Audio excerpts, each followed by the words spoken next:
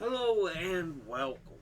My name is Alan, and we are back with more Insurgent Mexico with Pancho Villa and the Mexican Revolution.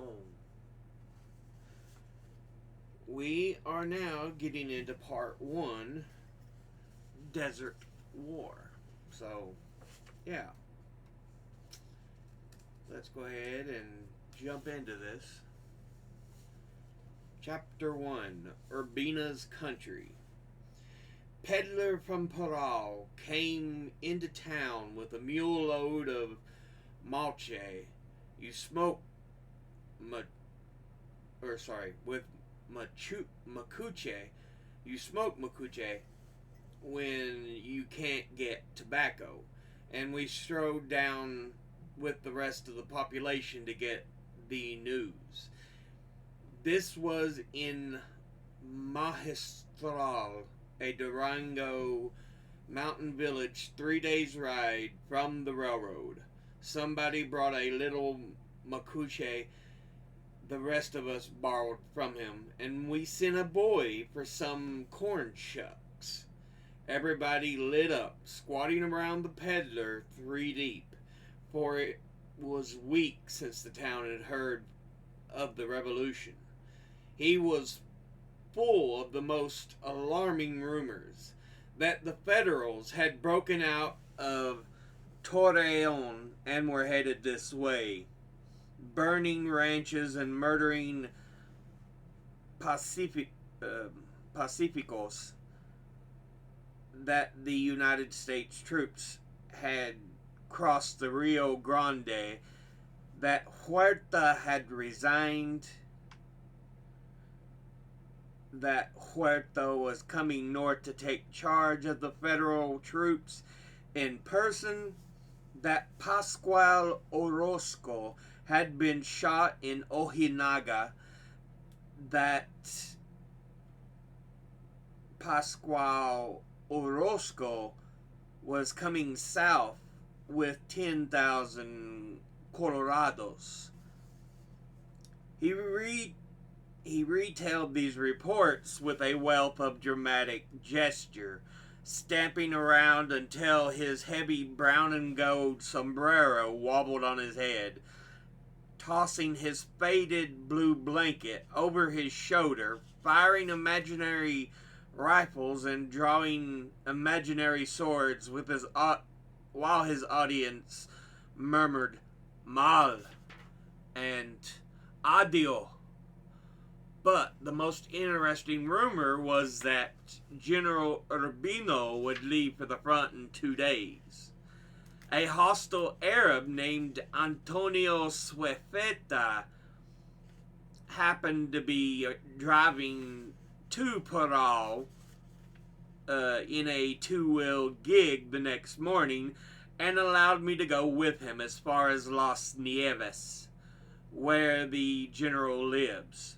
By afternoon, we had climbed out of the mountains to the great upland plain of northern Durango, where jogging down the mile-long waves of yellow prairie stretched away so far that the grazing cattle dwindled into dots and finally disappeared at the base of the wrinkled purple mountains that seemed close enough to hit with a thrown stone.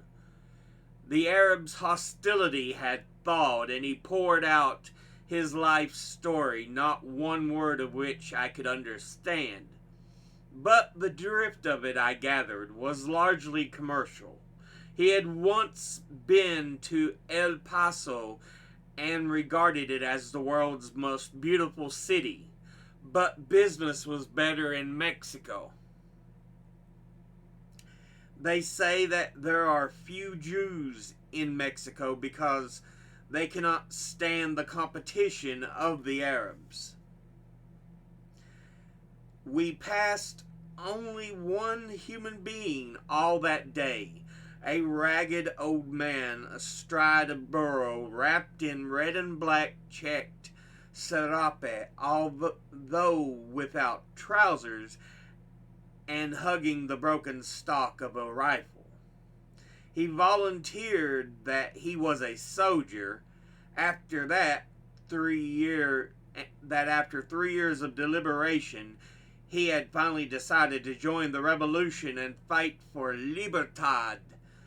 But at his first battle, a cannon had been fired, the first he had ever heard. He had immediately started for his home in El Oro, where he intended to descend into a gold mine and stay there until the war was over.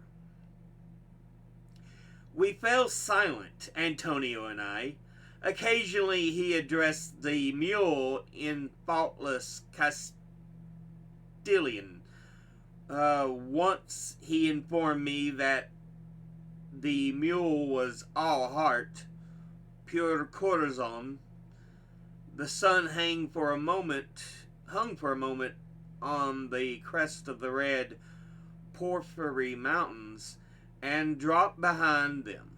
The turquoise cup of sky held an orange powder of clouds. Then all the rolling leagues of desert glowed and came near in the soft light. Ahead suddenly reared the solid fortress of a big rancho, such as the ones on once a day, such as one comes in once a day in that vast land, a mighty square of blank walls, with loophole towers at the corners and an iron-studded gate. It stood and forbiddingly opened a little bare hill like a castle, its adobe corrals around it, and below, in what had been a dry arroyo all day, the sunken river came to the surface in a pool and disappeared again in the sand. Thin lines of smoke from within rose straight into the high last sunshine. From the river to the gate moved the tiny black figures of women and water jars on their heads, and 2 wild horsemen galloped some cattle toward the corrals. Now the western mountains were black velvet, and the pale sky a blood-stained canopy of watered silk. But by the time we reached the great gate of the rancho, above was only a shower of stars. Antonio called for Don Jesus. It was always safe to call for Don Jesus at a rancho, for that is invariably the administrator's name. He finally appeared, a magnificently tall man in tight trousers, purple silk undershirt, and a gray sombrero heavily loaded with silver braid, and invited us in. The inside of the wall consisted of houses running all the way around. Along the walls and over the doors hung festoons of jerked meat and strings of peppers and drying clothes.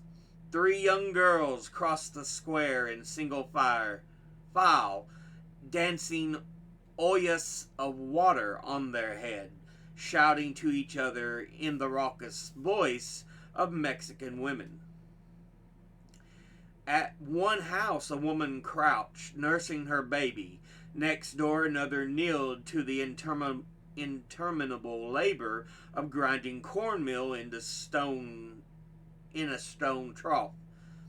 The menfolk squatted before little corn husk fires, bundled in their faded serapes, smoking their hojas as they watched the women work. As we unharnessed, they rose and gathered around with soft voice, "Buenos noches," curious and friendly. Where did we come from? Where going? What did we have of news? Had the Maderistas taken Ojinaga yet? Was it true that Orozco was coming to kill the Pacificos? Did we know Panfilo Silveira? He was a Sargento, one of Urbina's men.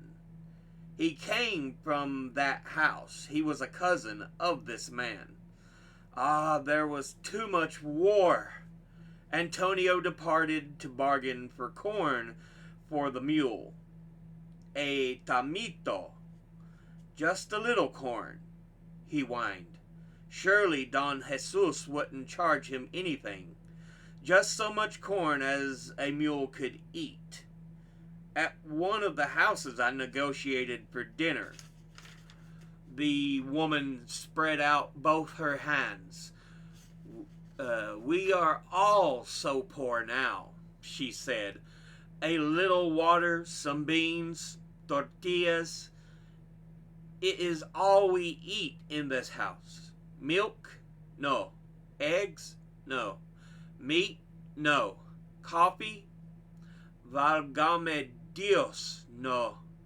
I ventured that with this money they might be purchased at one of the other houses. Quien sabe? Replied she dreamily. At this moment arrived the husband and upbraided her for her lack of hospitality. My house is at your orders, he said magnificently, and begged a cigarette.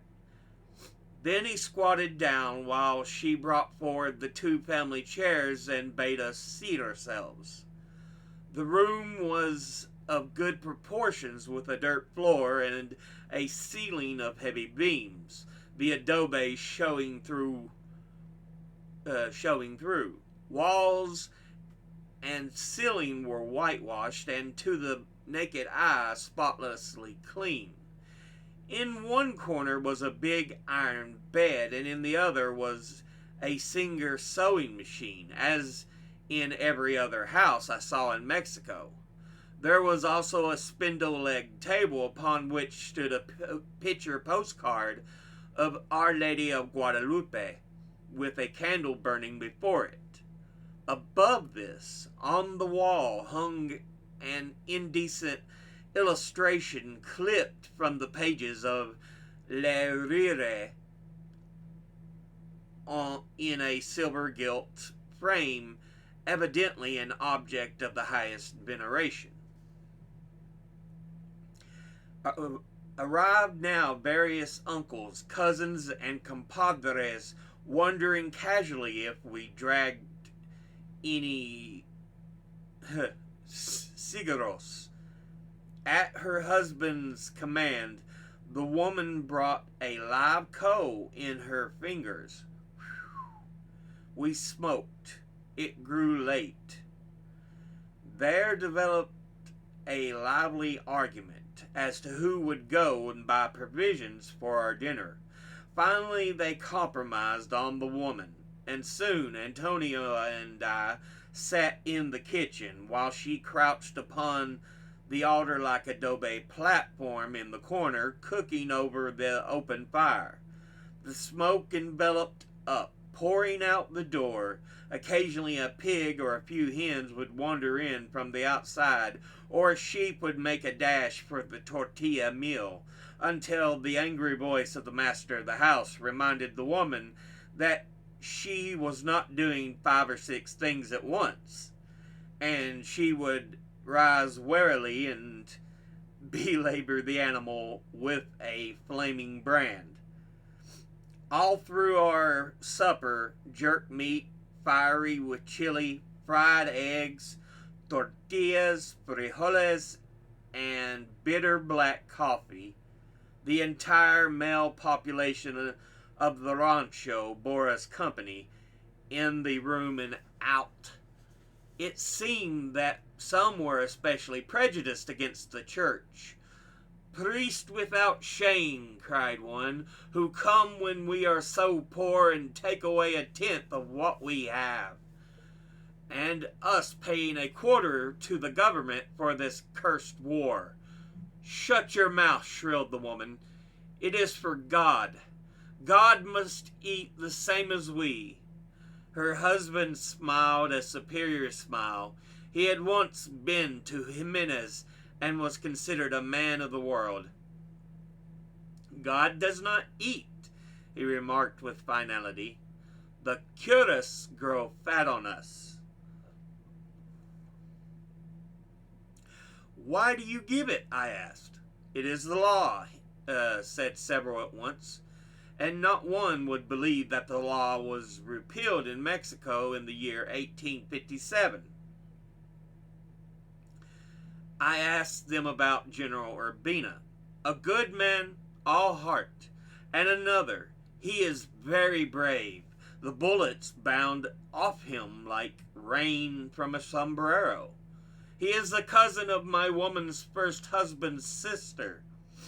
He is bueno para los negocios del campo. That is to say, he was a highly successful bandit and highwayman. And finally, one said proudly, a few years ago, he was just a peon like us, and now he is a general and a rich man. But I shall not soon forget the hunger-pinched body and bare feet of an old man with a face of a saint, who said slowly, the revolution is good. When it is done, we shall starve never, never, never, if God is served. But it is long, and we have no food to eat or clothes to wear, for the master has gone away from the Hacienda, and we have no tools or animals to do our work with. And the soldiers take all our corn and drive away the cattle. Why don't the Pacificos fight? He shrugged his shoulders. Now they do not need us. They have no rifles for us, or horses. They are winning. And who shall feed them if we do not plant corn? No, senor. But if the revolution loses, then there will be no more Pacificos. Then we will rise with our knives and our horsewhips. The revolution will not lose. As Antonio and I rode up in our blankets on the floor of the granary, they were singing. One of the young bucks had procured a guitar somewhere, and two voices, clinging to each other in that peculiar strident Mexican barbershop harmony, were whining loudly something about a triste historia de amor. The rancho was one of the many belonging to the Hacienda of El Canotillo, and all next day we drove through its wide lands, which covered more than 2 million acres, I was told. The Hacendado, a wealthy Spaniard, had fled the country 2 years before. Who is the owner now? General Urbina, said Antonio. And it was so, as I soon saw. The great haciendas of northern Durango, an area greater than the state of New Jersey, had been confiscated for the constitutionalist government by the general who ruled them with his own agents, and, it was said, divided 50-50 with the revolution. We drove steadily all day, only stopping long enough to eat a few tortillas. And along about sundown we saw the brown mud wall that hemmed El Canotillo round, with its city of little houses and the ancient pink tower of its church among the alamo trees miles away at the foot of the mountains. The village of Las Nieves, a straggling collection of adobes, the exact color of the earth of which they were built, lay before us like some strange growth of the desert. A flashing river without a trace of green along its banks, to contrast it with the scorched plain, made a semicircle around the town. And as we splashed across the ford, between the woman kneeling there and at her washing, the sun suddenly went behind the western mountains. Immediately a deluge of yellow light, thick as water, drowned the earth, and a golden mist rose from the ground, in which the cattle floated legless. I knew that the price for such a journey as Antonio had carried me was at least 10 pesos, and he was an Arab to boot. But when I offered him money, he threw his arms around me and burst into tears. God bless you, excellent Arab. You are right. Business is better in Mexico. We'll end that since it was the first chapter there. But yeah. And again, we have to remember at that point of history, certain usages of the language were a lot more open and free, and certain ways life was expected to function were very different. But I kind of have to laugh about the woman trying to cook dinner and the guy yelling at her for not doing 5 or 6 things at once. It's like, seriously, dude? You can't get up and shoo the animals away? But no. I'm sure at that point in time, he was supposed to be like the host. And it was kind of the manner, you want to be a good host to people traveling through.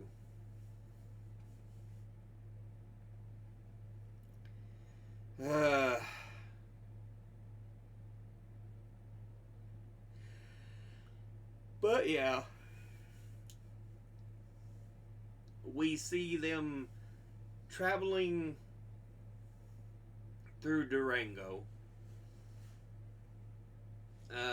and coming upon the Hacienda, the big gated ranch.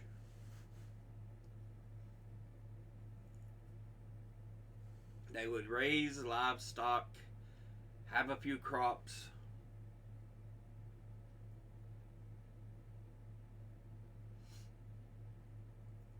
and again, if you remember from the last episode, we talked about how important the ownership of land was,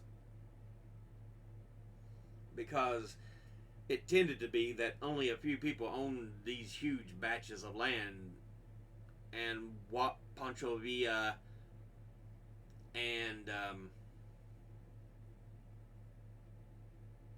I've already forgot his name.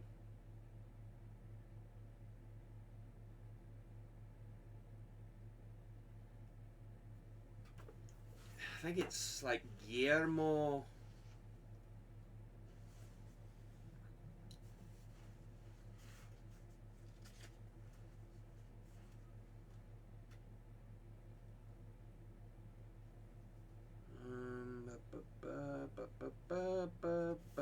Zapata. Yeah.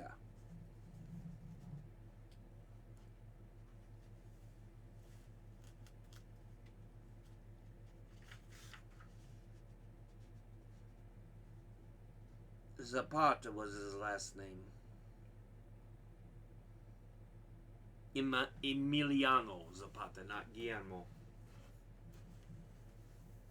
Um, but yeah, they often fought to provide a more equal existence for the native Mexicans.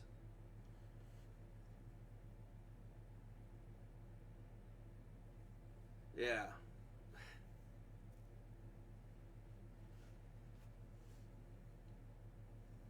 So, and these haciendas had all this land.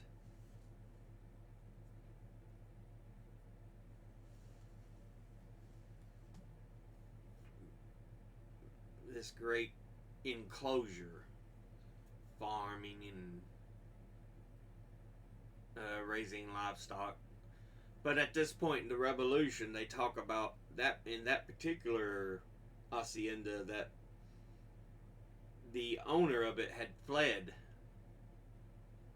Said he was a Spaniard, so he most likely was actually of Spanish descent from Spain.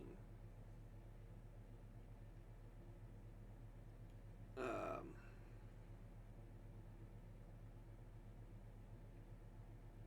but yeah, and that Orozco had, or was it Urbina? It might have been Urbina. I was thinking of.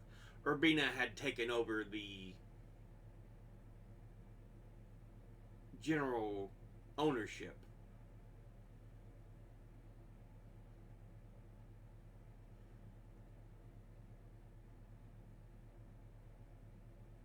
But yeah, we're getting a look at the fact that even though there is this huge war going on, this revolution, and many are wanting it to work, um, that the outcome will be great instead of the status quo that was, only a few having power, as is often the case with revolutions. Yeah. But, they still have to go on with their life. So they're still raising livestock, farming, people gathering water, living their day to day lives because you can't just pause because of something going on around you. You still have to survive.